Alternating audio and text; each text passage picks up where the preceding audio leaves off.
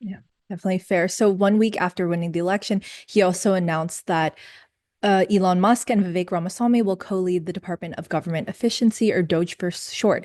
And he said that the department's goals are to dismantle government bureaucracy, slash excess regulations, cut wasteful expenditures, and restructure federal agencies. I know at the beginning of this conversation, you said Trump is trying to blow things up, but also, and that's not necessarily the route you would go down, but there are some places where you could understand the need to cut down on certain things. So what do you make about DOGE? Yeah, I think this is similar. Well, sorry, it can bear a superficial similarity to what Al Gore was put in charge of when he was vice president. I think reinventing government is what they called it. And I think it's worthwhile to look at it. What's working? And I, frankly, I have a major frustration back home with King County, city of Seattle, and the state of Washington. They're always asking for more money, and I'm always asking, what are you doing with the money you got? Because let me give you a couple of examples of where I don't think you're spending it very well. So have we learned anything from that? So yeah, if you want to come in and say, okay, why are we spending this money? Is there a better way to spend it? Yeah, I mean, off the top, I have a particular pet peeve that, we're gone down to 0 days in the office in many instances.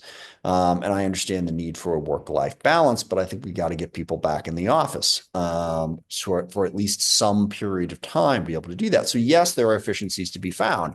But when Elon Musk, Mr. Worth $200 billion, says that you can cut $2 trillion out of the federal budget, you can't do that without doing severe damage to programs, for people in need.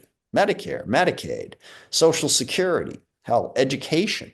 The money that the federal government spends on education primarily goes to poorer schools to help balance out the inequities that come from not being in a place that has a lot of money.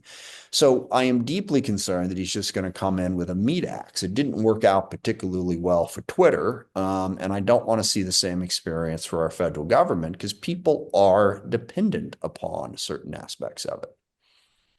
Congressman Jared Moskowitz said he would join the bipartisan DOGE caucus, first Democrat to do so. Is that something you would want to be a part of? I'm kind of busy on the armed services side. Yeah, I think Jerry Moskowitz, I think it's great. I think it's good. I think Democrats should be involved in that. I think, the notion of making government more efficient and more effective should be a bipartisan approach. The notion of taking a meat axe to it and making sure that it serves Donald Trump instead of the country, that I'm not going to get behind. Mhm. Are there any other possible areas of reform in the new Trump administration that you support? Well, I think the big thing is, everyone has sort of agreed that Donald Trump won because he spoke better to America's struggling working class. Now, I think that was a huge part of it. So let's go help them.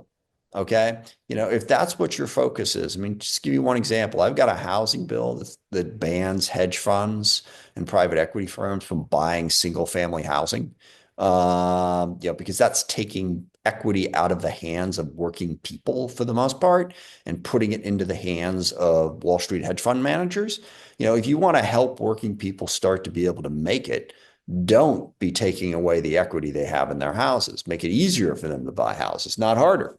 Well, if the Republicans are serious, that's a bill they ought to say, yeah, that's a great idea. Let's go. Let's go help the working class. What are they going to do to make sure that unions are given a fair shot? Because nobody has done more for the working class in America than the American labor movement. I wouldn't be sitting here talking to you if it wasn't for the American labor movement. My father was in a machinist union as a blue collar worker at SeaTac Airport.